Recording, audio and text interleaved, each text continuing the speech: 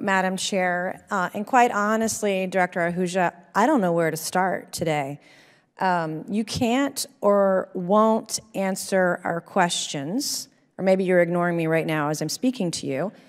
You can or won't answer questions about whether or not the federal government funds sex change surgery on kids. Some on the left are calling that gender-affirming care. Quite frankly, it's worse than that. There's no scientific data to support it, and just because someone doesn't agree with chopping off the private parts of a 15-year-old doesn't mean we are bullying children. I find it ridiculous. Do whatever you want to do as an adult, but by God, don't do it to our kids. And I find it offensive that my colleagues on the other side of the aisle are calling us bullies because we don't want to chop off the breasts of a 15-year-old girl, and we certainly don't want the federal government funding it. You can or won't answer questions on how many federal employees work from home. You are the director of the Office of Personnel Management. I don't know how. You don't know the answer to this question. You have obfuscated today. You can't even tell us the most basic data about how many federal employees worked from home before COVID, during COVID, and now after COVID. Like, why are you here if you can't even answer our questions? You can answer questions all day long related to DEI, but you hide behind you won't answer questions about bargaining agreements. You just hide behind them and won't answer those questions. Do you know what happens when you have a job in the private sector and you don't show up? What happens? Congresswoman, I don't quite understand the question. You're the director of the Office of Personnel Management, and you don't know in the private sector if you don't show up to work, you know what happens? You get fired. Like, how do you oversee federal employees, and you can't even answer the simplest, most basic questions here today? Like, why are you here if you can't answer our questions? Why are you here if you can't or won't answer our questions? Congresswoman, I am trying my best to... You're not. You're obfuscating. You're filibustering. You're refusing to answer the most basic of questions that the taxpayers, quite frankly, on both sides of the aisle, deserve to hear. Federal employees are not showing up to work. That is a fact. You're physically here today, but you are not actually showing up to work because you're not answering any of our questions. So I would like to know, my second question, why the director of the Office of Personnel Management doesn't know what's happening with federal employees. Well, Congresswoman, I do take issue with that characterization. I've shared a lot today on our guidance, our processes, how we're supporting agencies, whether it's telework, remote work, the benefits. You haven't. Do you think the American taxpayers who sign the front of your paycheck, do you think that they deserve answers? We serve Do you think the they American deserve to public, know how many people aren't showing up to work? Do the American taxpayers deserve to know that answer? Well, Congresswoman, our employees show up every day, and they don't. They absolutely do not, and there's data showing that and supporting that. We've mentioned that data today, and you've ignored it, and in fact, you're not telling the truth. Cybersecurity is very important to this committee. I'm going to move on to another subject. Cybersecurity is very important to this committee. I had a hearing yesterday as a subcommittee chairman of technology and cybersecurity on oversight. We had a hearing with Dr. Eric Schmidt and others from MIT on AI.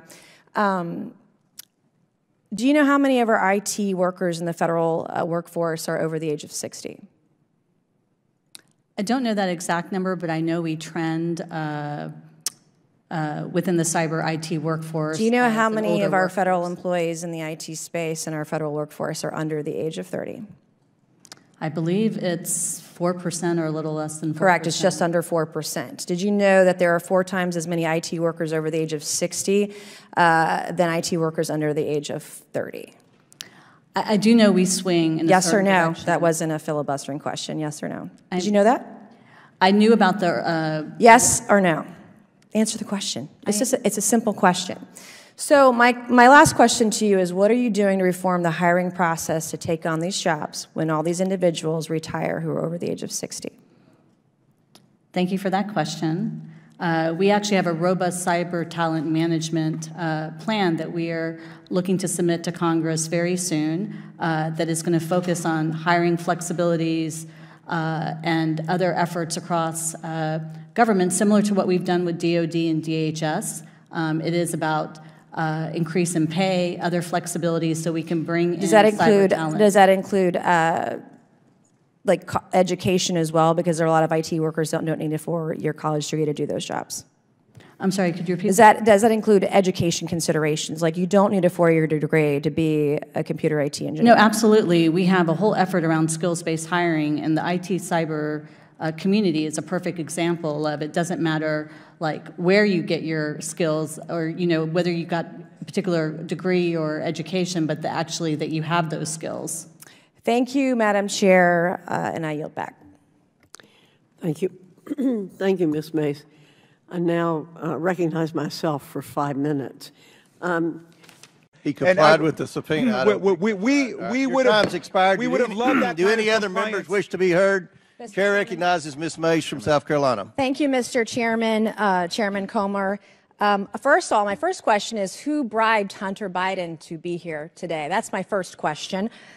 Second question, you are the epitome of white privilege, coming into the Oversight Committee, spitting in our face, ignoring a congressional subpoena to be deposed. What are you afraid of? You have no balls to come up here and... Mr. Chairman, point of inquiry. Mr. Chairman, if the ladies recognize... If the gentlelady wants to hear from Hunter Biden, we can hear from him right now, Mr. Chairman. Let's take a vote and hear from Hunter Biden. What are you afraid of? Hold on. Order. Are women allowed to speak in here or no? Are women allowed to speak in here or no? Because you keep interrupting me. I'll interrupt the chairman. I don't know that he's a lady. I think that that Hunter Biden should be arrested right here, right now, and go straight to jail. Our nation is founded on the rule of law. Come on. And the premise that the law applies equally to everyone, no matter what your last Point of order, Mr. Chairman. Point of order. It doesn't matter who you are. Point of order, Mr. Chairman. Biggs over here. Donald Trump Jr. Biggs over here. State your point, Mr. Biggs. Yeah, my point of order is this. Are we going to continue on with this blatant interruption? This is absurd and inappropriate. I intend to give my statement. I don't intend to have anybody interrupted. I'm not going to interrupt your statements. I think you should have decorum and courtesy and don't act like a bunch of nimrods. You just interrupted a woman. And that's 5, I got permission. Can we agree everyone has Mr. 5 Chairman, minutes? Can we agree? Point of order again. The assertion that I interrupted was absolutely false. That's typical of the gentleman who spoke it. I got permission to speak from the chairman. I spoke. I was interrupted yet again by the gentleman who doesn't choose to go through the chair and follow proper order. I encourage us, I think if we're going to have any respect at all, we need to have proper decorum. Well said. I'd like to finish. The rules are everyone's going to be recognized for 5 minutes. Anyone that wants to be recognized will be recognized for 5 minutes. Ms. Mace has 4 minutes and 13 seconds left. Chair recognizes Ms. Mace. It does not matter who you are, where you come from, or who your father is, or your last name. Yes, I'm looking at you, Hunter Biden, as I'm speaking to you. You are not above the law at all. The facts in this case are crystal clear. This committee used and issued a lawful subpoena to Hunter Biden, a critical witness in this committee's investigation into Biden family corruption. Hunter Biden and his lawyers did not claim privilege of any kind because clearly he has none. They didn't contest the legitimacy of our reasons for issuing this subpoena, no reasons, because they clearly are legitimate. And yet he refused to comply. Trump's family members, Don Trump Jr., he did not defy a congressional subpoena. He showed up multiple times for multiple depositions for several hours. In doing so, Hunter Biden broke the law. He did so deliberately. You did so flagrantly. You showed up on the Hill, on the Senate side, the day of that congressional subpoena to defy it and spit in the face of this committee. That's what you did. The question the American people are asking us is, What is Hunter Biden so afraid of? Why can't you show up for a congressional deposition? You're here for a political stunt. This is just a PR stunt to you. This is just a game that you are playing with the American people. You're playing with the truth.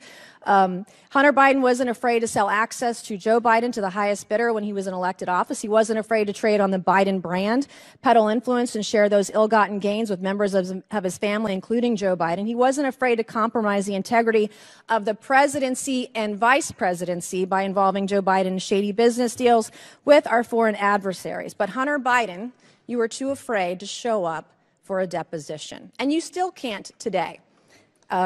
I believe that Hunter Biden should be held completely in contempt. I think he should be hauled off to jail right now, because it wasn't long ago, too, my friends on the other side of the aisle, that you also believed in the power of a congressional subpoena. Not long ago at all. You believed in holding those who refuse to comply with a congressional subpoena accountable. And I stood with each and every one of you. I am the only member in this room today who has held a member of my own party in contempt of Congress for not showing up for a subpoena. And I see nothing but complete hypocrisy on the other side of the aisle. The ranking member of this committee even so eloquently put it, the lesson is, please tell your children out there in America, if you get a subpoena to go before Congress, go. You have a legal responsibility to do so. So the hypocrisy is stunning. What are we to tell our children today? There's nothing the other side can say with a straight face. As the only member of this committee to vote to hold a member of contempt of my own party, let me be clear, this should not be a partisan issue. If Congress issues a subpoena, you show up, period. This is not a responsibility we take lightly. It brings no joy for us to do this, but the president's son broke the law and must be held accountable in the same way anybody else would. I urge my colleagues on both sides of the aisle to do so. And my last message to you, Hunter Biden, you play stupid games, you win stupid prizes. Will the gentlelady yield for a question? Will the gentlelady yield? Will my friend yield from South Carolina? Sure.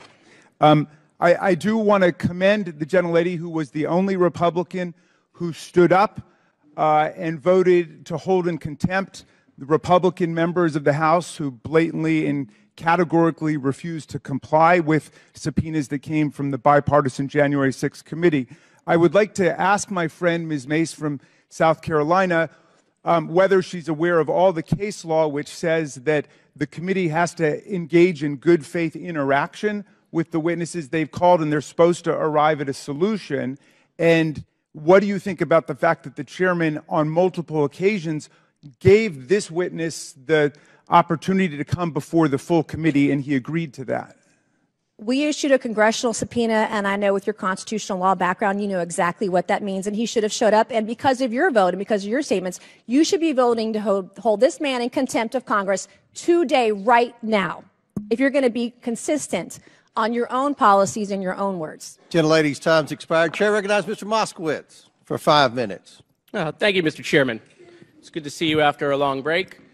So I'm listening to the gentlelady from South Carolina about the witness being afraid to come in front of the committee. It's interesting.